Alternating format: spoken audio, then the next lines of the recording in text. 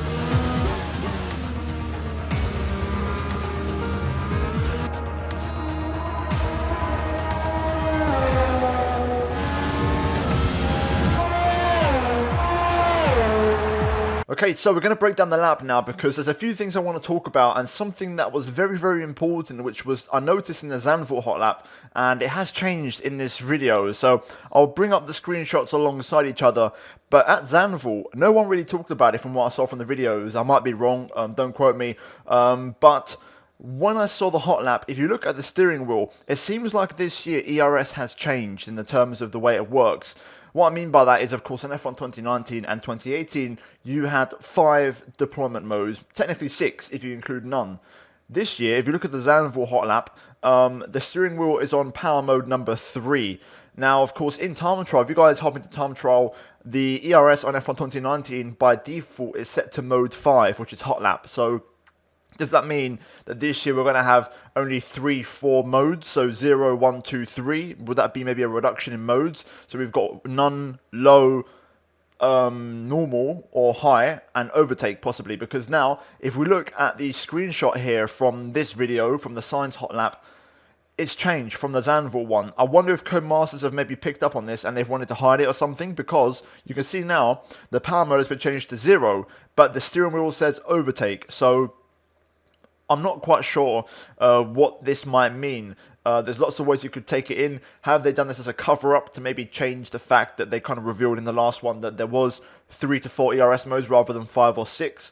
We'd have to wait and see. But for now, it does look very interesting. It does seem like ERS has potentially changed. If you look at the new screenshot and we kind of take it in, maybe what that could be is possibly an overtake button, maybe, because if it's in mode 0, the lap didn't look particularly fast in terms of the straight line speed, so maybe the AI is kind of manually pressing some kind of overtake button throughout the whole lap, or as much as possible through the lap, if that makes sense. The ERS doesn't move, it stays at 100%, which indicates it's on time trial. So it's very interesting, this one. I can't quite make it out, but it definitely seems like they've changed something, or they've covered up something from the previous hot lap. Also worth noting, tyre temperatures. All 4 tyres are 100 degrees Celsius. By default on 2019, the ideal temperature range was about 93 degrees Celsius. So they have increased it this year. So it seems like, again, that might be an indication towards a change in performance of the cars and the way they handle possibly. But very interesting stuff on the dash of the steering wheel in both this hot lap and the Zandvoort one.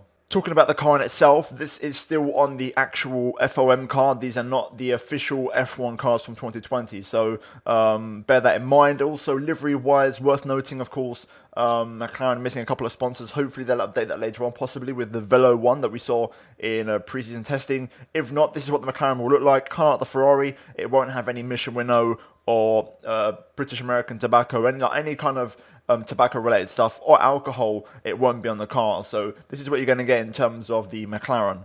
I think it's worth noting, but this year, like when I look at the onboards, the tyres look a lot slimmer this year. If you look at F1 2019 and 2018 and 2017, the tyres were massive. Even like if you compare an F1 2019 game onboard shot with real life, something I've picked up in these videos, the tyres on 2020 seem to be narrower and much more like the real thing. If you watch an onboard, of course, from real life, you'll see that the tyres don't look that wide. They look much wider in the games, but they seem to have changed that this year, and I actually quite like it. It's a small detail I've picked up, but it's something that I've noticed now in both Hotlap videos. And of course, worth talking about the engine sound.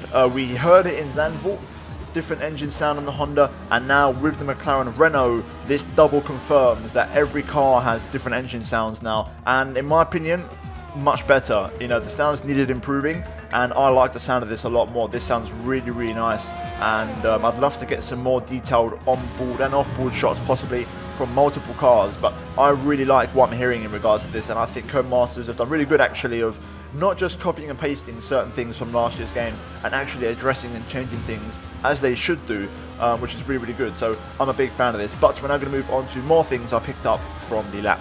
Right, here we go, guys. It's the big one and the massive thing I've noticed in this video. The final chicane has been completely changed and reprofiled like the real life thing. So I'm going to kind of take it step by step and kind of frame by frame, but basically you make your way down the hill into the right hander, and straight away this corner is a lot more flat, a little bit tighter as well. New curb on the inside there to really avoid people cutting that wasn't there before, the big yellow sausage curb. Before it was just the AstroTurf and you could kind of go over it, but the corner is a little bit tighter this time around, and the whole sequence here down here, you get a good view from this top kind of view.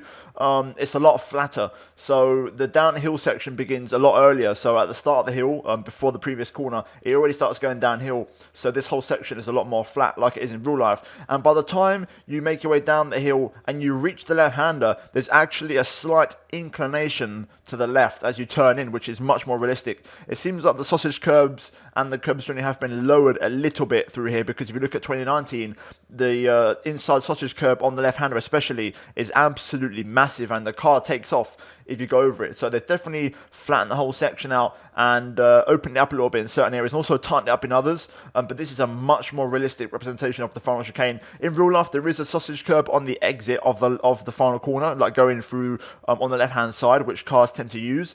That's not there still. Hopefully maybe they add it in the final release, but in terms of the actual chicane, it looks much better, and just kind of watching it back on playback, it makes a lot more sense. This should hopefully make the section a lot more fluid and make a lot more sense. Like I said, this is what it's like in real life, and for years now, people have been asking for them to change it. You know, it needed work. In Suzuka, I remember, originally their Suzuka was pretty poor, but they did a massive change, I think, for F1 2018, I believe, and they really kind of, you know, changed everything. All the elevation changed, banking, you know, flowing, and it made a big difference. And they've got to do this with a lot of tracks, not just Spain. So again, this may indicate that they may have done this to more tracks as well. So far we've only seen Spain, but for example, I feel like tracks like Spa, the bus stop chicane, that needs work, similar to the Spain chicane. I think the bus stop needs work at Spa. It's not quite accurate, and I can't think off the top of my head right now, but there's a bunch of tracks where certain sections don't quite add up, and you've heard, of course, F1 drivers talk about that in the live streams and all these events they've been doing. So